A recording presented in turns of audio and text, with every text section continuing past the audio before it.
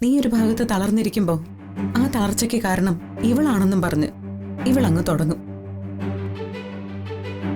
ഇങ്ങനെയാണെങ്കിൽ എങ്ങനെയാ മുന്നോട്ട് പോകാൻ പറ്റുക? അച്ഛൻ വന്നാൽ തീരാവുന്ന പ്രശ്നമല്ലേ ഉള്ളൂ. അതിനി 2-3 ദിവസമേ ഉള്ളൂ. എല്ലാം ശരിയാവും മോളെ. നമ്മൾ നന്മയല്ലേ ചെയ്തിട്ടുള്ളൂ. അതിന്റെ കൂലി എങ്ങനെയാ ദോഷമാവുന്നത്? രഘു തൃക്കേട്ടാ, ആ വാ പോവാം.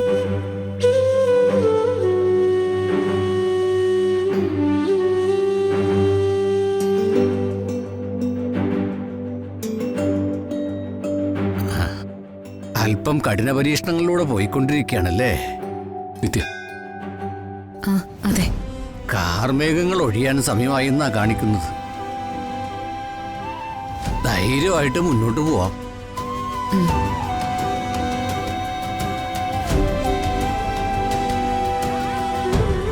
അത് ശരിയാണല്ലോ അമ്മേ.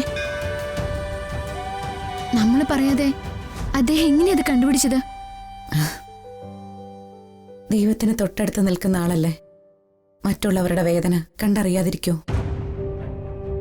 അദ്ദേഹം പറഞ്ഞത് നമുക്ക് ആത്മവിശ്വാസം കൂട്ടുന്ന കാര്യമാ.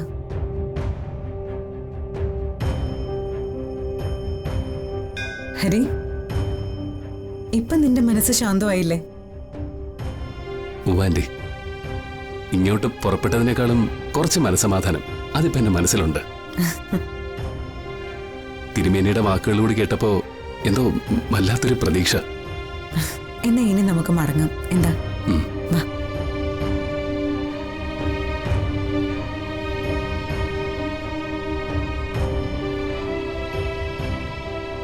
അമ്മേ, നടയിൽ നിന്ന് ആദ്യം പ്രാർത്ഥിക്കാൻ ശ്രമിച്ചപ്പോ എനിക്കത് പറ്റുന്നുണ്ടായിരുന്നില്ല. കണ്ണടയ്ക്കുമ്പോ ക്രൂരതയോടെയുള്ള ജയാറിന്റെ മുഖമാണ്, പാവപ്പെട്ട നമ്മുടെ തൊഴിലാളികളുടെ മുഖമാണ് മനസ്സിൽ വന്നുകൊണ്ടിരുന്നത്. മോള് പുരാണങ്ങൾ വായിച്ചിട്ടില്ലേ? അസുരന്മാരുടെ താണ്ഡവം നടക്കുമ്പോൾ പാവപ്പെട്ട ജനങ്ങൾ ഭീതിയോടെ ഒളിക്കും. പക്ഷെ അത് വളരെ കുറച്ചു കാലം മാത്രമാണ്. അത് കഴിയുമ്പോൾ ഒരവതാര പിറവിയുണ്ടാവും. അതെല്ലാവരുടെയും പേടി അകറ്റും, മനസ്സിൽ വെളിച്ചം നിറയ്ക്കുന്നതാവും. അവതാരങ്ങൾ പിറവിയെടുക്കുമ്പോ അസുരന്മാരെ നിഗ്രഹിക്കാറുമുണ്ട്. തെറ്റ് ചെയ്യുന്നവർ ശിക്ഷിക്കപ്പെട്ടോട്ടെ. അതിന് ബന്ധങ്ങളുടെ അടിസ്ഥാനം നോക്കേണ്ട കാര്യമില്ല. അവൻ നമ്മളെ ചതിച്ചിട്ടുണ്ടെങ്കിൽ അവനുള്ള ശിക്ഷ ദൈവം കൊടുത്തോളും. നിങ്ങൾ വാ. വന്ന് കേറ്.